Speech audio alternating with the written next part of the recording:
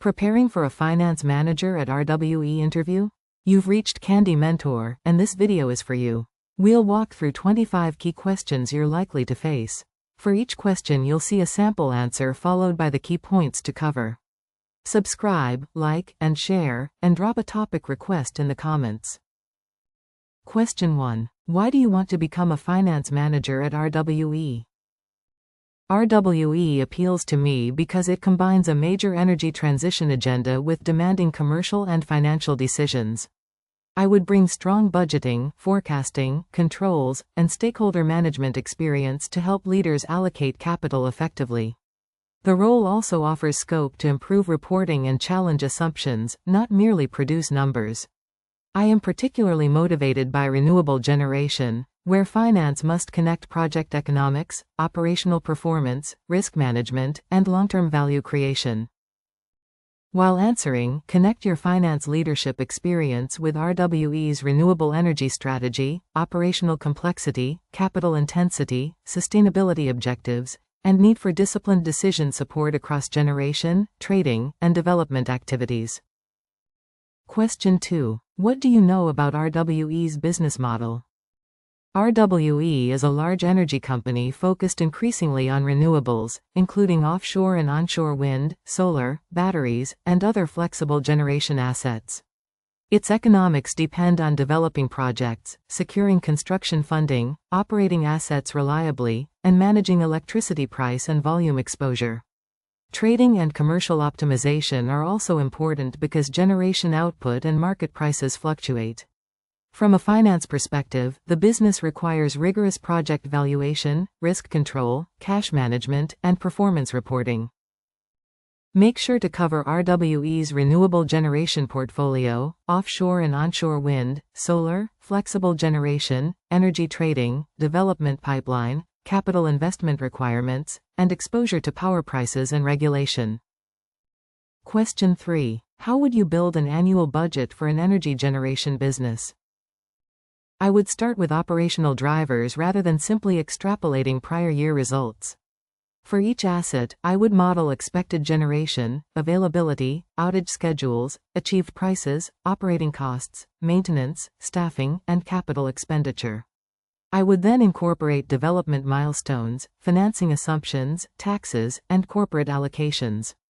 Finally, I would run sensitivity cases for power prices, wind conditions, delays, and inflation, challenge assumptions with operations, and obtain documented approval from accountable leaders. In your answer, discuss operational drivers, production forecasts, price assumptions, maintenance plans, headcount, development expenditure, financing costs, sensitivities, ownership, challenge sessions, and formal approval governance. Question 4. How do you approach forecasting when power prices and generation volumes are volatile? I use a driver-based forecast with separate assumptions for volume, capture price, operating costs, and hedge positions. Rather than presenting one apparently precise number, I develop base, upside, and downside cases, including weather, availability, curtailment, and market price sensitivities. I refresh the model regularly as new information arrives and explain the key movements clearly. That approach helps management distinguish controllable performance from market volatility and make timely decisions. Be sure to mention driver-based forecasting, scenarios, probability-weighted outcomes, weather and market assumptions, hedging effects, forecast frequency, variance tracking, and clear communication of uncertainty. Question 5. Tell me about a time you explained a significant budget variance. In one role, operating costs were materially above budget. I separated the variance into timing, volume, rate, and exceptional items, then reconciled the analysis to invoices and operational records. The main issue was an unplanned maintenance event, combined with higher contractor rates. I explained the recurring versus non-recurring impact to leadership, updated the forecast, and worked with operations to improve maintenance scheduling. The result was better visibility and a more realistic next budget. Focus on how you isolated the variance into price, volume, timing, efficiency, foreign exchange, and one-off effects, validated the root cause, communicated implications, and agreed corrective actions. Question 6. Which financial KPIs would you monitor for RWE's generation assets?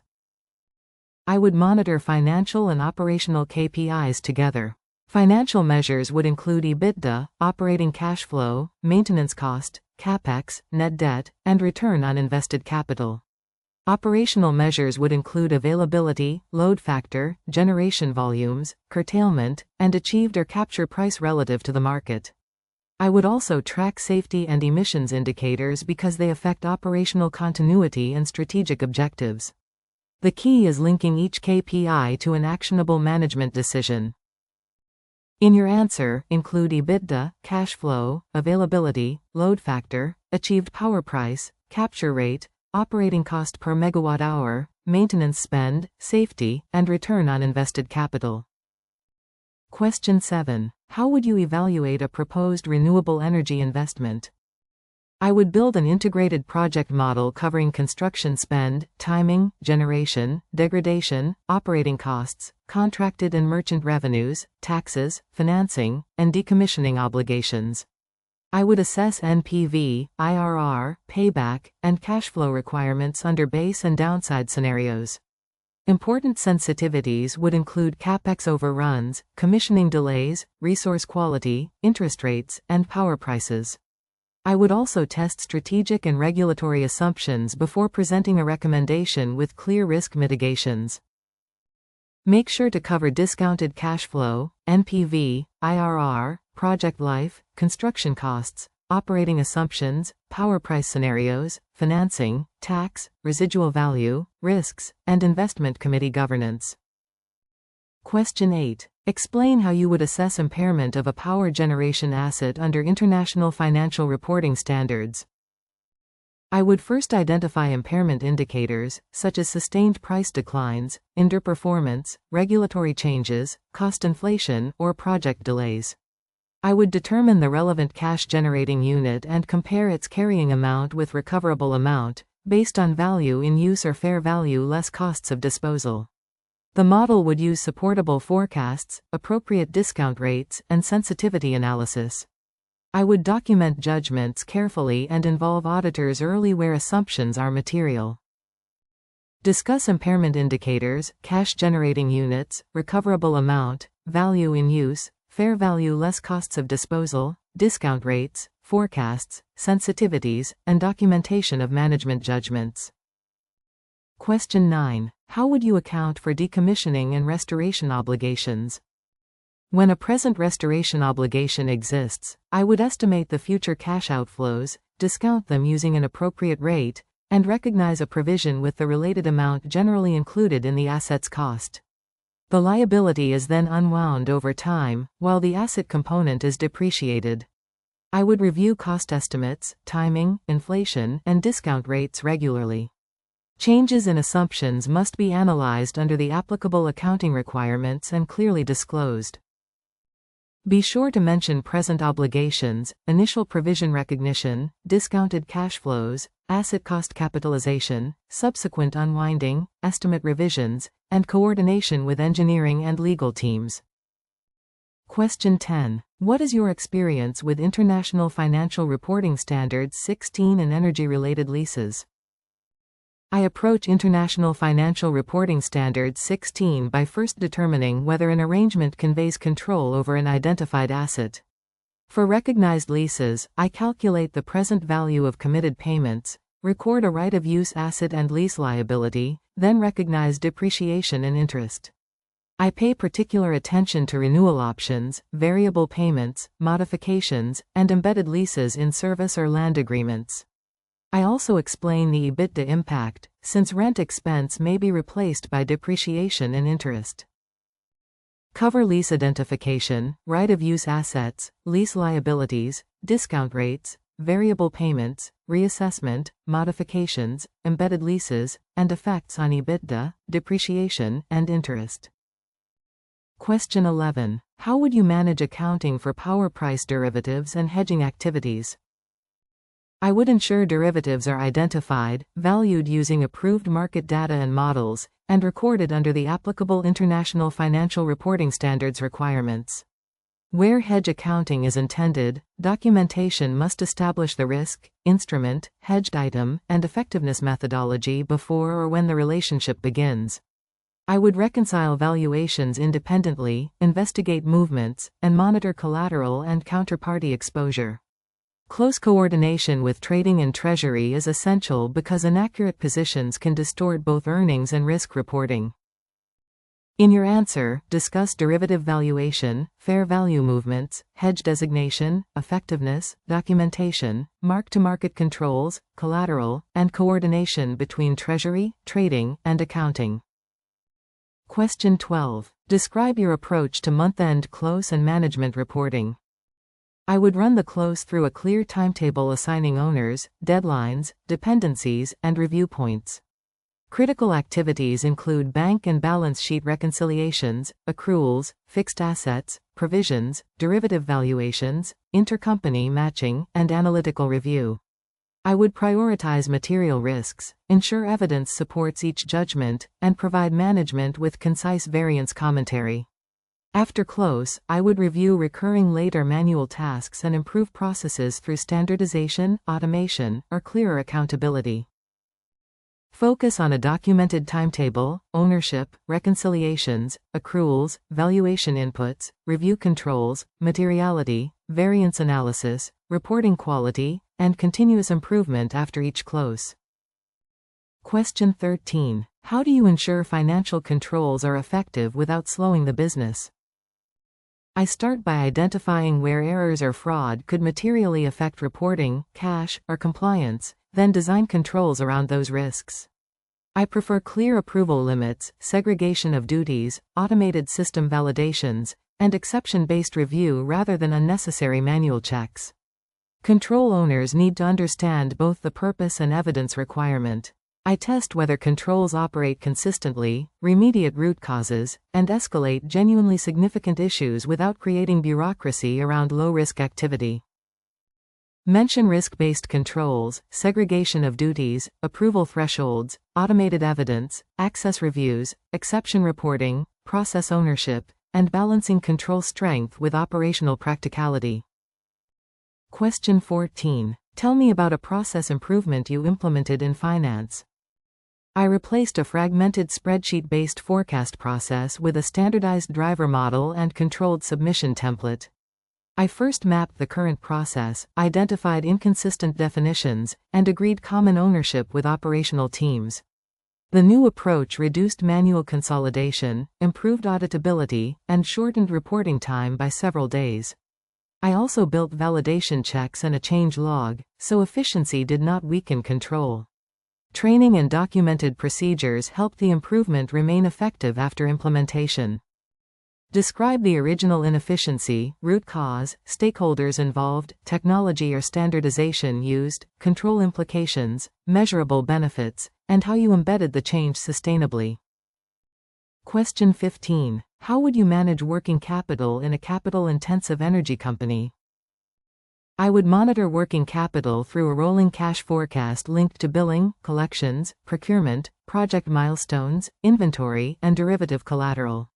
I would investigate overdue receivables, negotiate sensible payment terms, and avoid delaying critical suppliers merely to improve a short-term metric. For construction projects, I would align payments with verified progress and approved commitments. Separating operational cash needs from volatile collateral and financing requirements gives management a clearer liquidity view. Cover receivables, payables, inventory, collateral, construction commitments, cash forecasting, payment terms, supplier relationships, liquidity buffers, and distinction between operational and financing cash needs. Question 16. How do foreign exchange movements affect RWE's financial performance? Foreign exchange can affect transaction results when revenues, costs, debt, or capital expenditures are denominated in different currencies. It can also affect consolidated reporting through translation of foreign subsidiaries, with impacts potentially reaching equity rather than profit or loss. I would map exposures by currency and timing, assess natural offsets, and coordinate hedging with Treasury. Reporting should distinguish operational performance from FX noise and show sensitivities for material currencies. In your answer, explain transaction and translation exposure, foreign currency revenues and costs, hedging, sensitivity analysis, consolidation effects, and implications for EBITDA, cash flow, and equity. Question 17. How would you finance and monitor a large renewable energy construction project? I would establish a sources and uses model covering equity, debt, grants, construction costs, development fees, financing costs, and contingency. During execution, I would track committed spend, actual costs, forecast cost to complete, drawdowns, covenant headroom, and milestone achievement. Monthly review should highlight schedule delays, change orders, contractor claims, and funding impacts. I would also update the post-commissioning return analysis, because construction decisions directly affect lifetime cash generation and valuation. Discuss sources and uses, equity and debt, drawdown schedules, covenants, milestone-based spending, contingency, cost to complete, construction risk, and post-commissioning returns. Question 18. What would you include in a scenario analysis for an offshore wind project? I would model scenarios around both operational and financial uncertainty. Key variables include wind resource, turbine availability, wake losses, power price curves, capture rates, curtailment, construction timing, capex inflation, interest rates, supply chain delays, and operating costs. I would show impacts on NPV, IRR, debt service, liquidity, and covenant headroom.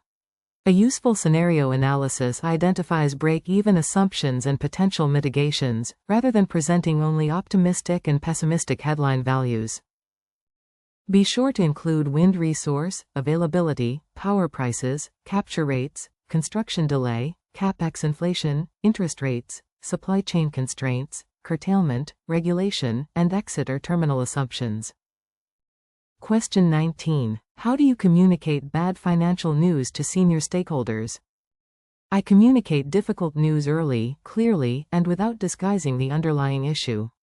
I would explain what happened, quantify the financial and operational impact, distinguish confirmed facts from estimates, and identify the root cause.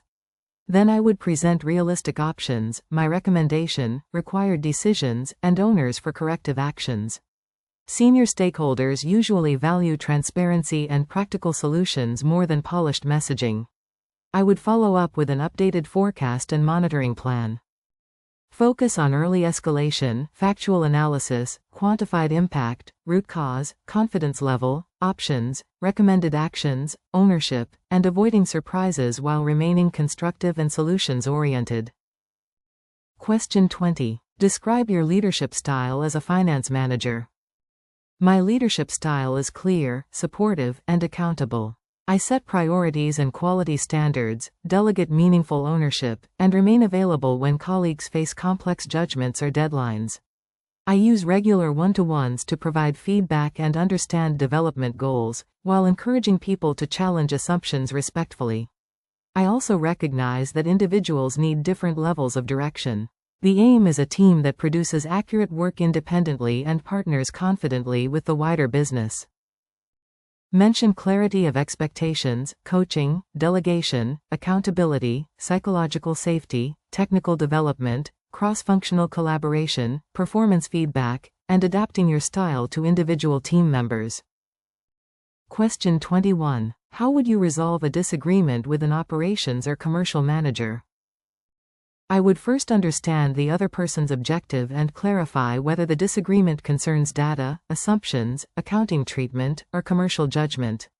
I would then compare the evidence, agree definitions, and quantify the financial consequences of each view.